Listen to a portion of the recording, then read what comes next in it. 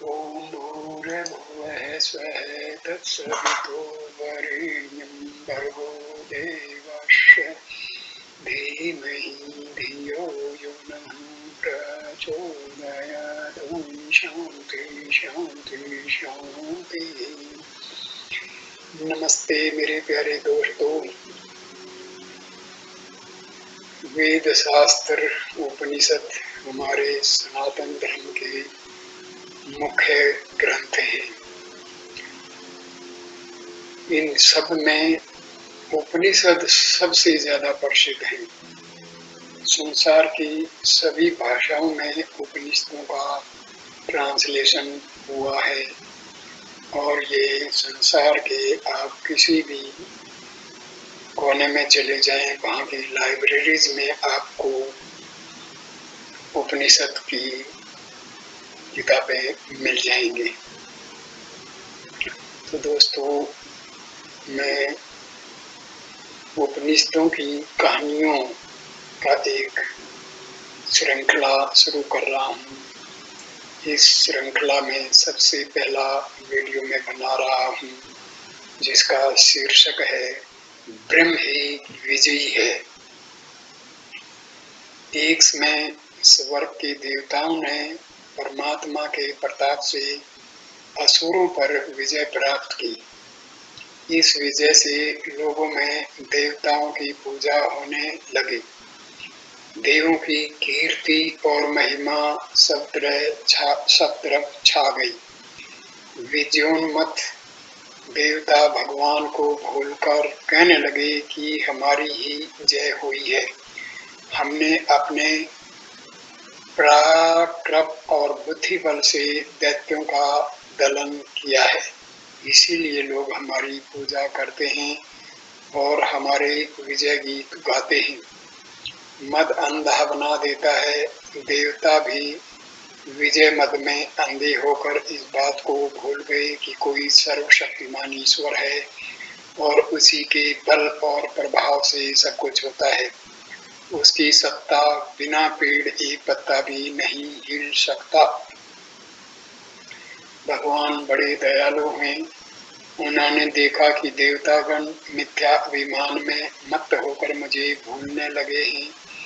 यदि इनके यह अभिमान दृढ़ हो गया तो असुरों की भांति इनका भी सर्वनाश हो जाएगा। विजय प्राप्त करने पर जहाँ सत्पुरुषों में नम्रता आती है, वहाँ इनमें अभिमान बढ़ रहा है। यूं विचार कर देवताओं के अभिमान का नाश कर उनका उपकार करने के लिए परमात्मा ब्रह्म ने अपनी लीला से एक ऐसा अद्भुत कौतूहलप्रद रूप प्रकट किया जिसे देखकर देवताओं की बुद्धि चक्कर खा गई। देवता घबराए और उन्होंने इस यक्ष सदृश रूपधारी अद्भुत पुरुष का पता लगाने के लिए अपने अगुआ अग्निदेव से कहा कि हे जातवेदस, हम सब में आप सर्वापेक्षा अधिक तेजस्वी हैं। आप इनका पता लगाइए कि ये यक्ष रूप वास्तव में कौन है। अग्नि ने कहा, ठीक है, मैं पता लगाकर आता हूँ। यूं कहकर अग्नि वहां गए, परंतु उसके समीप पहुंचते ही तेज से ऐसे चकरा गए कि बोलने तक का साहस नहीं हुआ। अंत में उस यक्ष रूपी ब्रह्म ने अग्नि से पूछा, जात वेदस का अर्थ धन का दाता या उत्पन्न हुए समस्त पदार्थों का ज्ञाता होता है। अंत में उस यक्ष रूपी ब्रह्म ने अग्नि से पूछा कि तू कौन है। अग्नि ने कहा, मेरा नाम प्रसिद्ध है, मुझे अग्नि कहते हैं और जात वेदस भी कहते हैं। ब्रह्म ने फिर पूछा, यह सब तो ठीक है, परंतु हे अग्नि, तुझ में किस प्रकार का सामर्थ्य है, तू क्या कर सकता है। अग्नि ने कहा, हे यक्ष, इस पृथ्वी और अंतरिक्ष में जो कुछ भी स्थावर जंगम पदार्थ हैं, उन सबको मैं जलाकर भस्म कर सकता हूँ। ब्रह्म ने सोचा कि इसका अहंकार बातों से नहीं दूर होगा, इसको कुछ चमत्कार दिखलाना चाहिए। यूं सोचकर ब्रह्म ने उसमें से अपनी शक्ति खींच ली और तस्मै तरणम निधदो, उसके सामने एक सूखे घास का तिनका डालकर कहा कि और सबको जलाने की बात तो पीछे देखे जाएगी, पहले एक इस तृण को तुम जला। अग्नि देवता अपने पूरे वेग से तृण के निकट गए और उसे जलाने के लिए सर्व प्रकार से यत्न करने लगे, परंतु तृण को नहीं जला सके।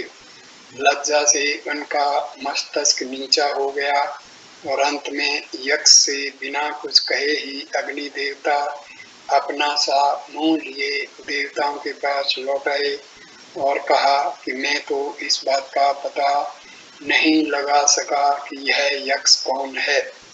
इसके बाद देवताओं ने वायु से कहा कि हे वायु, तुम जाकर पता लगाओ कि यह यक्ष कौन है। वायुदेव बहुत अच्छा कहकर यक्ष के पास गए, परंतु उनकी भी अग्नि की सी दशा हो गई, वे बोल नहीं सके। यक्ष ने पूछा, तू कौन है? वायु ने कहा, मैं वायु हूँ, मेरा नाम और गुण प्रसिद्ध है। मैं गमन क्रिया करने वाला और पृथ्वी की गंध को वहन करने वाला हूँ। अंतरिक्ष में गमन करने वाला होने के कारण मुझे मातृस्वा भी कहते हैं। यक्ष ने कहा, तुझ में क्या सामर्थ्य है? वायु ने कहा, इस पृथ्वी और अंतरिक्ष में जो कुछ भी पदार्थ हैं उन सबको मैं ग्रहण कर सकता हूँ, उड़ा सकता हूँ। ब्रह्म ने वायु के सम्मुख भी वही सूखा तिनका रख दिया और कहा, एतदातस्व, एतदातस्व, इस तिनके को उड़ा दे। वायु ने अपना सारा बल लगा लिया, परंतु तिनका हिला भी नहीं। यह देखकर वायुदेव बड़े लज्जित हुए और तुरंत ही देवताओं के पास आकर उन्होंने कहा, हे देवगण, पता नहीं यह यक्ष कौन है, मैं तो कुछ भी नहीं जान सका। जब मुनियों से काम नहीं होता तब मालिक की बारी आती है।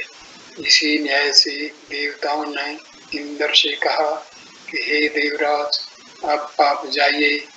इंद्र यक्ष के समीप गए। देवराज को अभिमान में भरा हुआ देखकर यक्ष रूपी ब्रह्म वहां से अंतर्ध्यान हो गए। इंद्र का अभिमान चूर्ण करने के लिए उनसे बात तक नहीं की। इंद्र लज्जित तो हो गए, परंतु उन्होंने हिम्मत नहीं हारी और ध्यान करने लगे। इतने में उन्होंने देखा कि अंतरिक्ष में अत्यंत शोभायुक्त और सब प्रकार के उत्तमोत्तम अलंकारों से विभूषित हिमवान की कन्या भगवती पार्वती उमा खड़ी हैं। पार्वती के दर्शन कर इंद्र को हर्ष हुआ और उन्होंने सोचा कि पार्वती नित्य ज्ञान बोध स्वरूप भगवान शिव के पास रहती हैं, अतएव इन्हें यक्ष का पता अवश्य ही मालूम होगा। इंद्र ने विनय भाव से उनसे पूछा, माता, अभी जो यक्ष हमें दर्शन देकर अंतर ध्यान हो गए हैं वो कौन थे? उमा ने कहा, वह यक्ष प्रसिद्ध ब्रह्मा थे। हे इंद्र, इस ब्रह्म ने ही असुरों को पराजित किया है। तुम लोग तो केवल निमित्त मात्र हो। ब्रह्म के विजय से ही तुम लोगों की महिमा बढ़ी है और इसी से तुम्हारी पूजा भी होती है। तुम जो अपना विजय और अपनी महिमा मानते हो सो सब तुम्हारा मिथ्या अभिमान है। इसे त्याग करो और यह समझो कि जो कुछ होता है सो केवल उस ब्रह्म की सत्ता से ही होता है। उमा के वचनों से इंद्र की आंखें खुल गई। अभिमान जाता रहा ब्रह्म की महान शक्ति का परिचय पाकर इंद्र लौटे और उन्होंने अग्नि और वायु को भी ब्रह्म का उपदेश दिया। अग्नि और वायु ने भी ब्रह्म को जान लिया। इसी से ये तीनों देवता सबसे श्रेष्ठ हुए। इनमें भी इंद्र सबसे श्रेष्ठ माने गए, कारण उन्होंने ब्रह्म को सबसे पहले जाना था। इससे यह सिद्ध होता है कि ब्रह्म को सबसे पहले जानने वाला ही सर्वश्रेष्ठ है। ये कहानी केनोपनिषद से ली गई है। इसका सार ये भी है कि घमंड जो है किसी के लिए भी अच्छा नहीं होता, चाहे वो इंसान हो चाहे देवता हो। घमंड से हमारा जो विवेक है वो खत्म हो जाता है और हम परमात्मा से और अध्यात्म से दूर चले जाते हैं। हम में अहम जागृत होने पर हमारी जो आध्यात्मिक शक्तियां हैं वो नष्ट होना शुरू हो जाती हैं। किसी भी हालात में हमें अपनी जो भी हमारे अंदर कोई अच्छा गुण है उस पर कभी भी घमंड नहीं करना चाहिए और यही सोचना चाहिए कि हमारे पास जो शक्ति है उसका देने वाला परमपिता परमेश्वर है। जो भी काम हमसे अच्छा बन जाए उसका परिणाम बहुत अच्छा है, तो इसका श्रेय अपना आप ना लेकर के परमात्मा को देना ही उचित होता है। तो दोस्तों, इस कहानी को बच्चों को आप जरूर सुनाएं, बहुत ही उपयोगी है। इससे बच्चों को शिक्षा मिलेगी। धन्यवाद ये वीडियो देखने के लिए। कृपया करके इस वीडियो को आप लाइक कीजिए, शेयर कीजिए और कमेंट कीजिए और चैनल को सब्सक्राइब कीजिए। धन्यवाद मेरे प्यारे दोस्तों, नमस्कार।